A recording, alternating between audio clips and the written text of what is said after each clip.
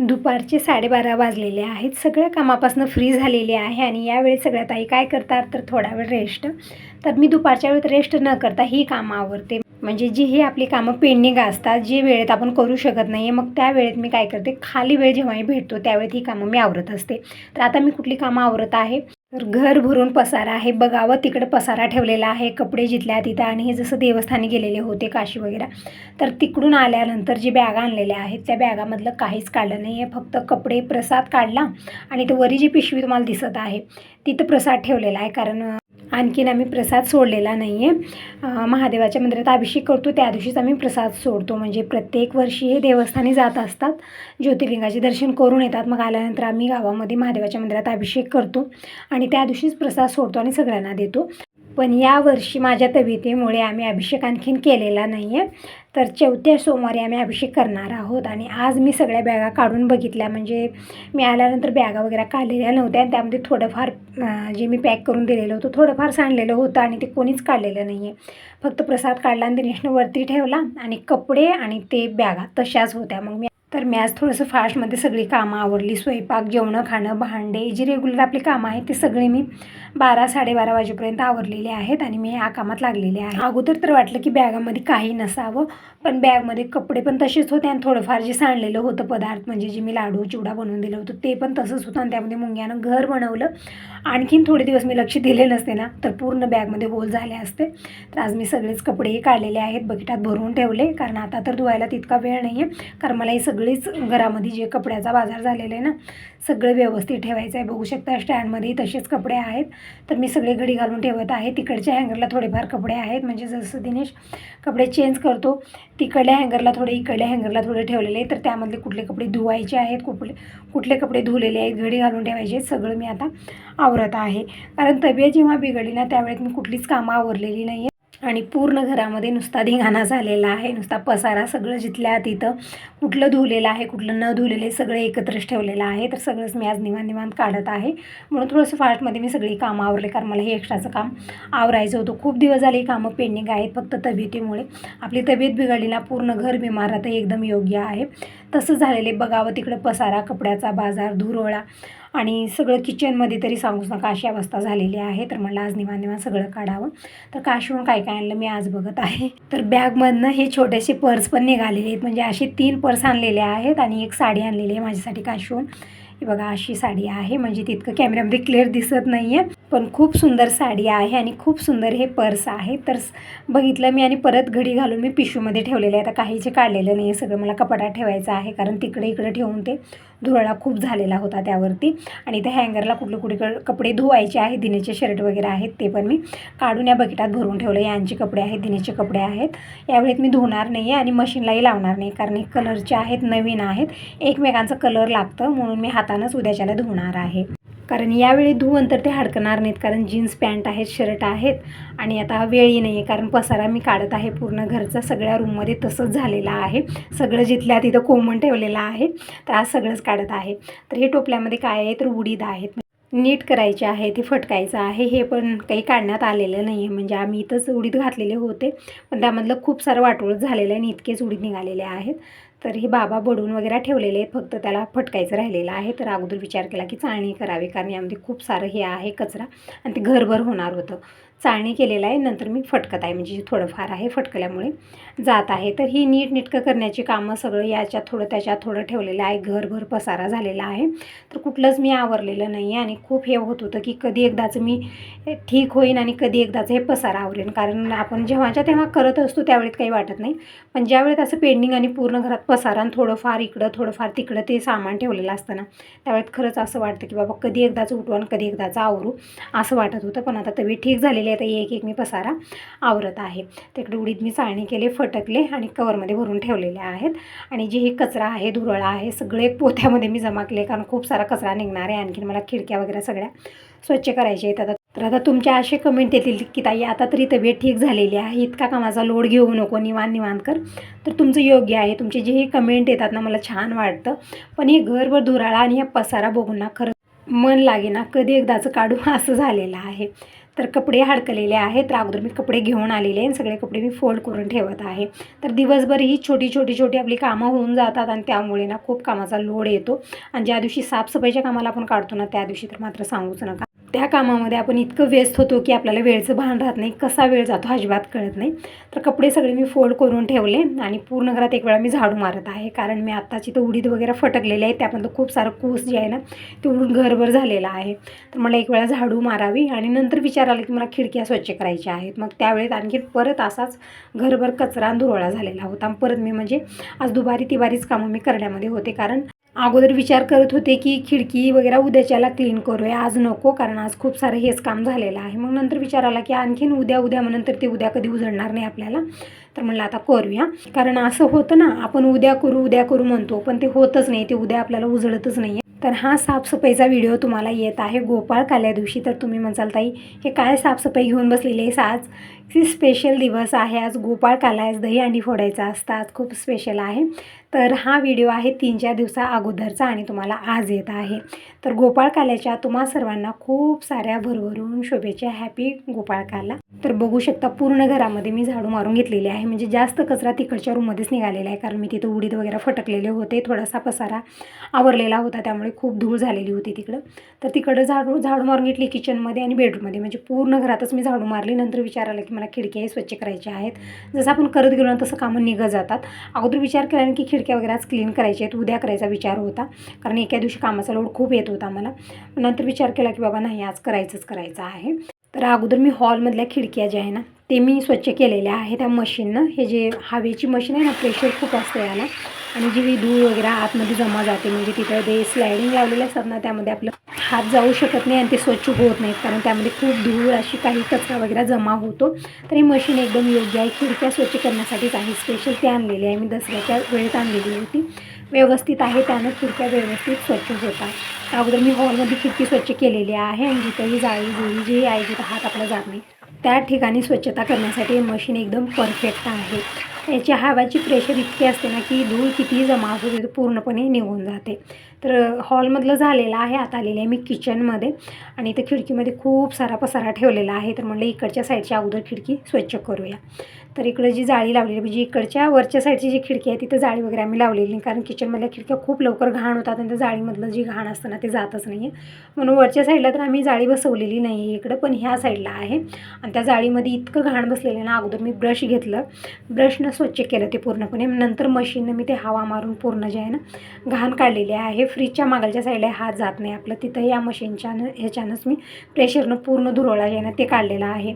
आणि जेही इथं ठेवलेले आहेत पातेले वगैरे हे ते सगळं खालच्या साईडला मी ठेवत आहे. खिडकीमध्ये जितकाही पसारा आहे सगळाच काढून मी खिडकी पूर्ण रिकामी करून घेतलेली आहे, कारण दह्याचे तांबे, मसाल्याचे डबे, साखरपतीचे डबे सगळे मी इथंच ठेवत असते, कारण घ्यायला मला इझी जातं.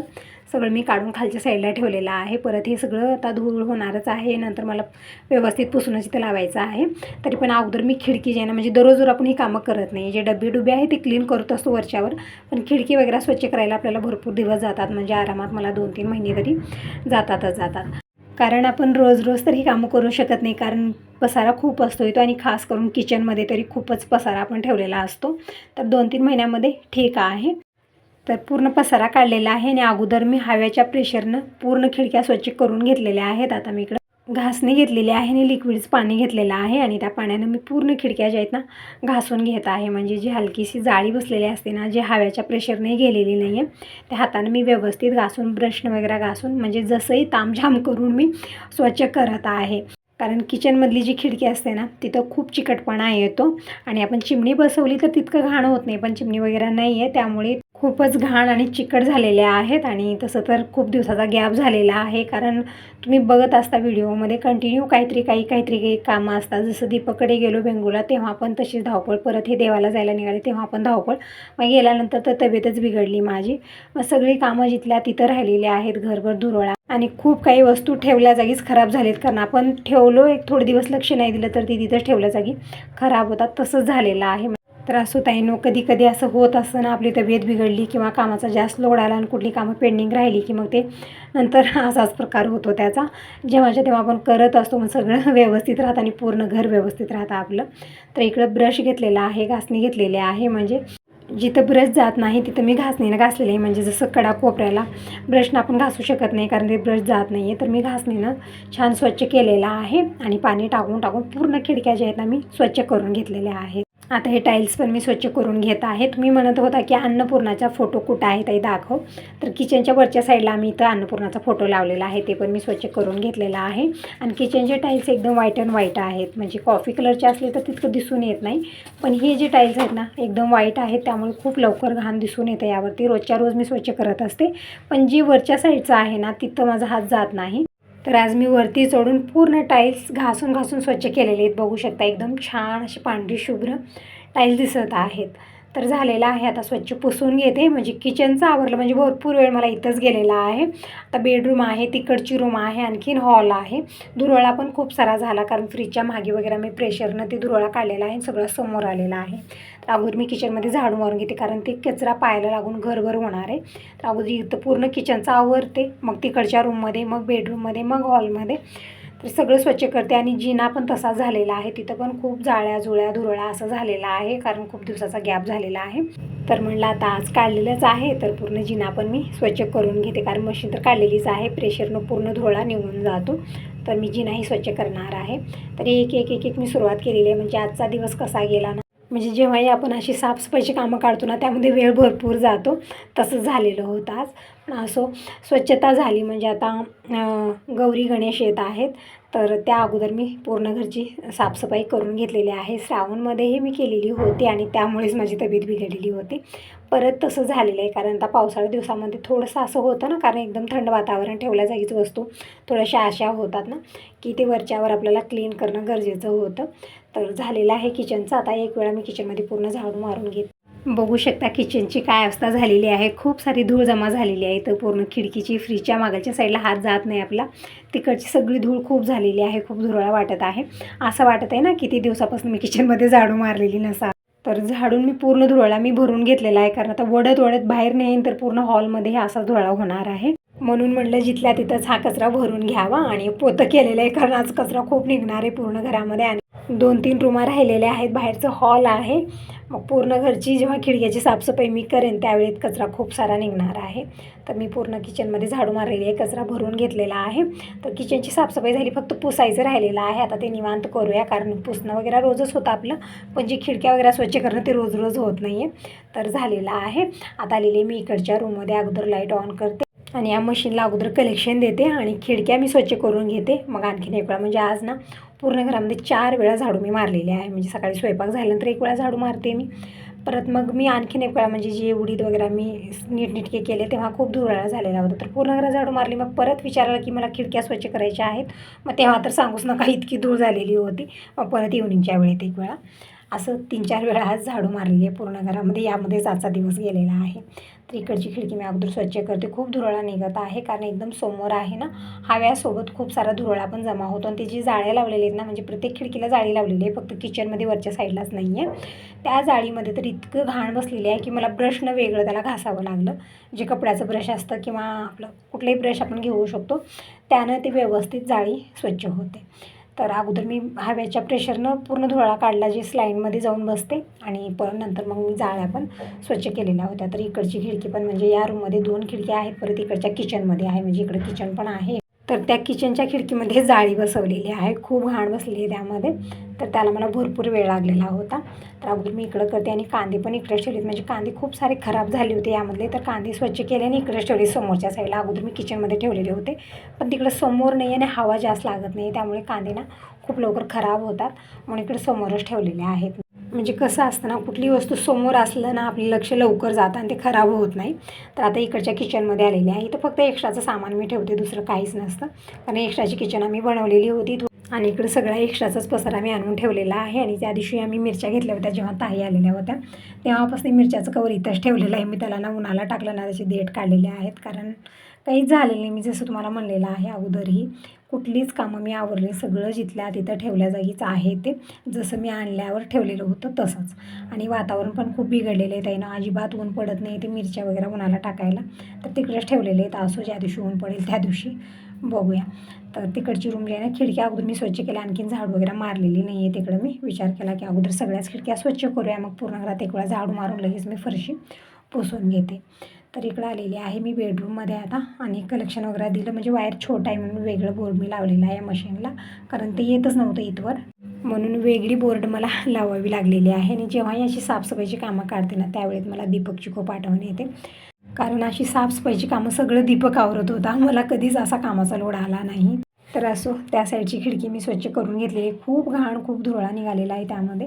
आता इकडची खिडकी मी स्वच्छ करत आहे. खरंच बघा, 2-3-4 महिन्यामध्ये आपल्याला ही स्वच्छता करणं गरजेचं आहे, कारण खूप त्या स्लाईड असतात ना छोट्या छोट्या डिझाईन बनलेल्या, त्यामध्ये खूप धूळ जमा होते आणि तिथं आपला हातही जाऊ शकत नाही ना, झाडू जाऊ शकतो. तर हे मशीनच परफेक्ट आहे. हव्याच्या प्रेशरनं पूर्ण धुळा जे आहे ना ते सगळं काढलेले आहे. बघू शकता खालच्या साईडला किती कचरा झालेला आहे.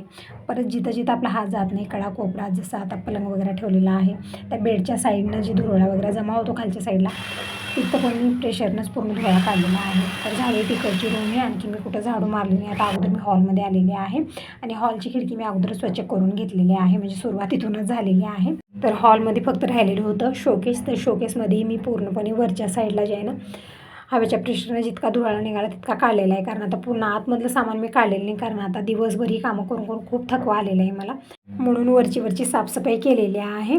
कारण आता ते सगळं मधल्या मूर्त्या, सगळं सामान जर काढून मी स्वच्छ केले ना, खरंच पूर्ण दिवस त्यामध्ये जाणार होता, म्हणून काढलं नाही. बघूया आणखीन एक कधीतरी मी ते सगळं काढून पूर्ण अलमारी रिकामी, जी शोकेस आहे रिकामं करूनच मी स्वच्छ करून परत सगळ्या मूर्त्या व्यवस्थित पुसून ठेवणार आहे.